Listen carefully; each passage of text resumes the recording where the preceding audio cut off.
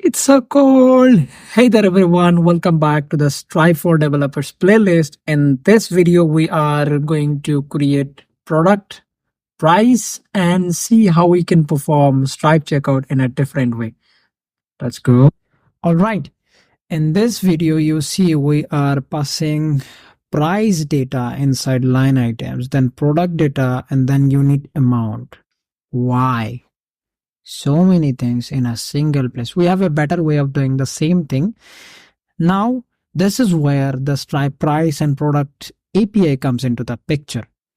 If you go to Doc Stripe API, you see, if you just scroll here, you will see somewhere products, and then underneath products, we have something called create product.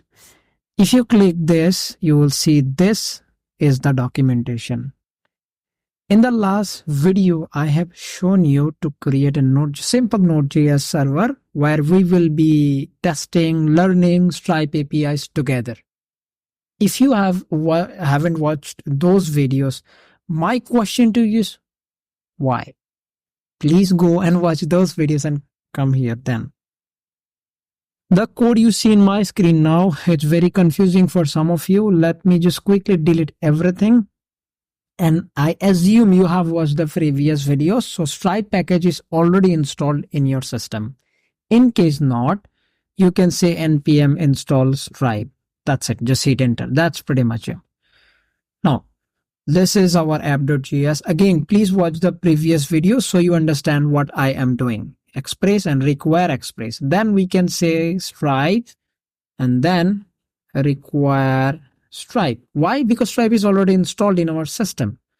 Now we can say const express. Like we can say that in case you are a Express developer, you know what I am doing already. Now we can say app.listen on 5500 port, and then console.log server started successfully. Now let's try to start the server. In case you are not getting where the terminal came from, let me kill this terminal and come on. Okay. Let me just go to terminal, new terminal, and that's it. Now we can say node app.js. We can say this, and you see server started successfully. That means we can use this server. If right now we go to the browser, you see we need to pass our API keys, right? If I just click on this this string, if you are logged in, by the way, if you are logged in, then you will see your API keys here. If you click, you will copy it. If not, why not? Just log into your Stripe account, man. Okay. Let's go back to the code and just give a parenthesis over here, string, and then paste it. Simple as it is.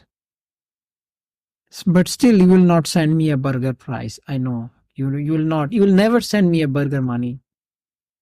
Now, what's next? We will say app.get.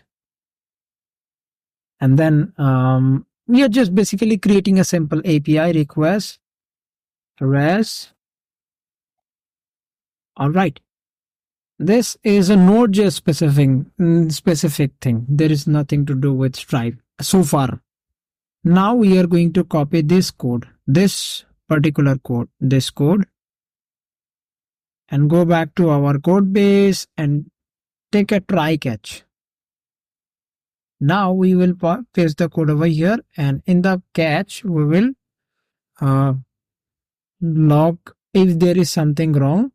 We will try to log the error to see what is going wrong. That's it. Nothing more than that. Now let's run the server again, app.js. Okay, our server started successfully. In case you are working with Stripe, you need a API testing client, and I'm using Postman. From the last videos you have seen that. So now let's write localhost and then 5500, and why it is get? Because I have written get over here, this get. All right, now we can just send. Let's see. Okay, it will not say anything. It will just keep on like go, go, go. Because I don't have an energy. I haven't eaten a burger. Okay, we say there is an error.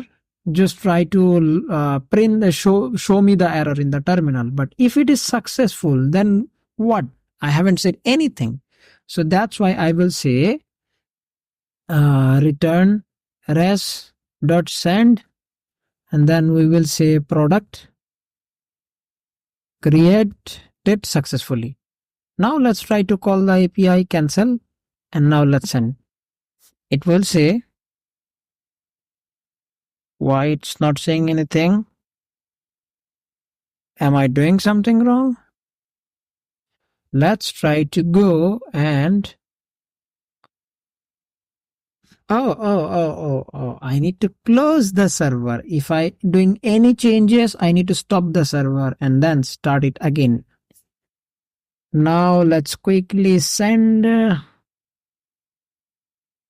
product created successfully. Be kind and send me the money. All right.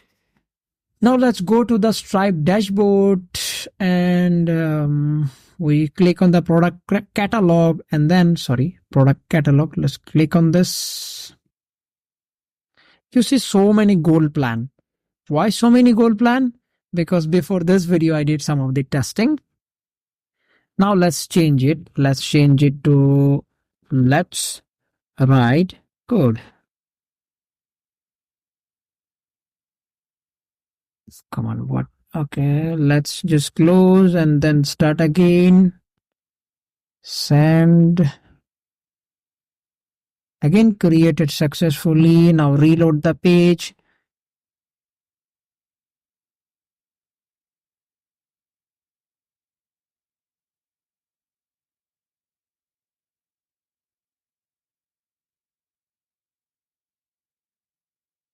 Let's write code.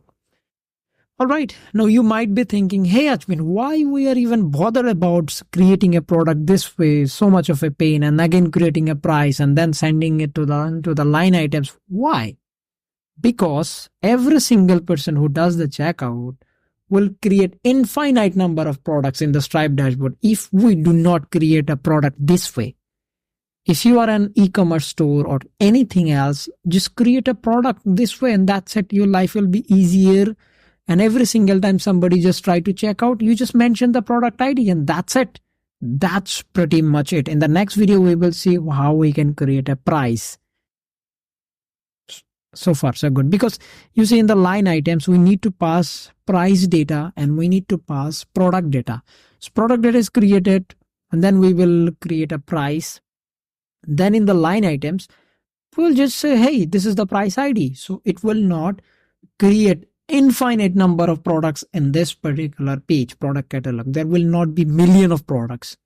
It doesn't make any sense, right? All right. Thank you so much. Now let's catch you up in the next video.